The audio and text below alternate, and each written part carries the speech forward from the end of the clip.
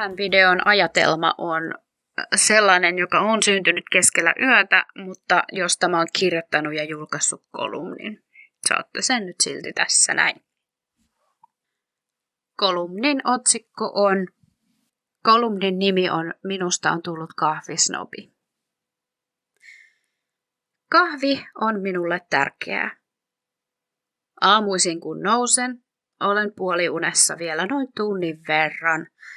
Ja aivan ensimmäiseksi herättyäni tarvitsen kahvia kipeästi.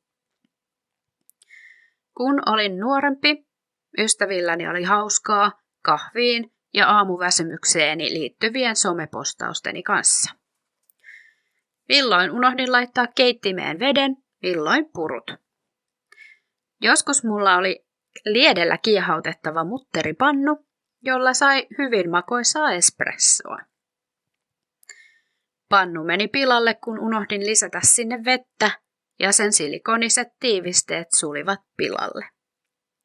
Uusi tiiviste olisi maksanut saman verran kuin itse koko pannu, joten luovutin ja palasin takaisin tavalliseen kahvin keittimeen. Jokunen vuosi sitten saimme mieheni työpaikan kautta melko halvalla kahvikoneen. Sellaisen ihanan, joka nappia painamalla jauhaa pavut ja tekaisee tuosta vaan kupillisen hyvää kahvia. Ja se maku on oikeasti jumalaisen hyvä. Kone on vaihtunut joku sen kerran ja nyt me ei enää haluta elää ilman sellaista. Tavallinen suodatin kahvi menettelee, mutta on aina ihanaa palata kotiin ja keittää omalla koneella kunnon kahvia. Olemme siis muuttuneet kahvisnobeiksi. Mutta mikä sen sijaan on snobikahvi? No se on sellainen, joka keitetään kahvikoneella, joka ottaa muun lisäksi myös itse letkulla maidon suoraan tölkistä, vaahdottaa sen ja toivottaa päälle vielä hyvät päivät, illat tai aamut. Joihinkin kahvikoneisiin saa langattoman nettiyhteyden. En kyllä ole ihan varma miksi. Ehkä siis ole vielä aivan toivoton kahvisnobi. Katsotaan parin vuoden päästä uudelleen. Se ainakin on varmaa, etten koskaan ikinä tule hankkimaan kapselikeitintä, ainakaan ennen kuin niissä on kaikissa vakiona uudelleen käytettävät kapselit. Ne kun tuhoavat luontoa ja ovat ihan oikea ongelma ympäristöllemme. Vai ovatko sittenkään? Lähdin tutkimaan asiaa mielessäni tarkat tiedot siitä, miten kamala katastrofi nämä kapselit ympäristölle ovatkaan, mutta löysinkin jotain ihan muuta. Se siitä ennakkoluulosta. Ensinnäkin kapselikeittimiin on nykyisin runsain mitoin ostettavissa kestokapseleita. Siis sellaisia, joita voi käyttää yhä uudelleen ja uudelleen. Hinnat vaihtelevat pikaisen googlettamisen perusteella reilusta 10 miltei 50 euroon. Aalto-yliopiston rakennetun ympäristön ja kestävän kehityksen tutkija Riikka Kyrö kirjoittaa artikkelissaan muun muassa näin. Kapselikoneet kuluttavat huomattavasti perinteisiä kahvinkeittimiä vähemmän energiaa.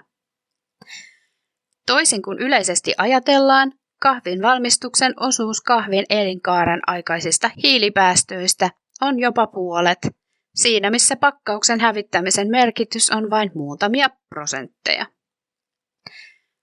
Toinen puolikas kahvin elinkaaren aikaisista ilmastovaikutuksista syntyy viljelystä.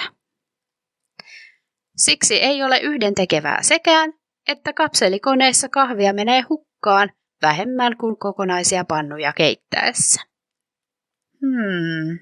Säästänkö minäkin siis snobikeittimelläni luontoa, sekin kun tekee vain kupillisen tai halutessa 2 kuppia kahvia kerrallaan? Okei, tämä tosin huuhtelee itsensä, murskaa pavut ja halutessa vaahdottaa maidon, eli energiaprosessiin kuluu kapselikeitintä enemmän. Mutta maidon vaahdotustoimintoa emme miltei koskaan käytä, ja jollain tavalla ne pavut murskattaisiin myös kapseleihin. Lisäksi kapseleihin saatetaan laittaa mausteita ja maitojauhetta, ja täytyyhän sitä kapselikeititäkin huuhdella. Ja nyt minun pääni menee aivan sekaisin kaikesta tästä. En ole tutkija. Olen vain uneton kahvisnobi, joka haluaa nauttia kahvistaan mahdollisimman vähillä tunnon tuskilla. Tällä hetkellä se tarkoittaa kai reilusti tuotettuja kahvipapuja, jos sellaisia ihan oikeasti on edes olemassa, ja ympäristön suojelua monin muin tavoin. Ja joo, mulla oli mikrofoni huonosti koko jakson ajan. Suutarin lapsella ei ole kenkiä, omistanhan Media Studio firman, jossa on äänitysstudio. Hyvä minä. Tiesitkös, että osalla ihmisistä on polvessa yksi pieni ylimääräinen luu?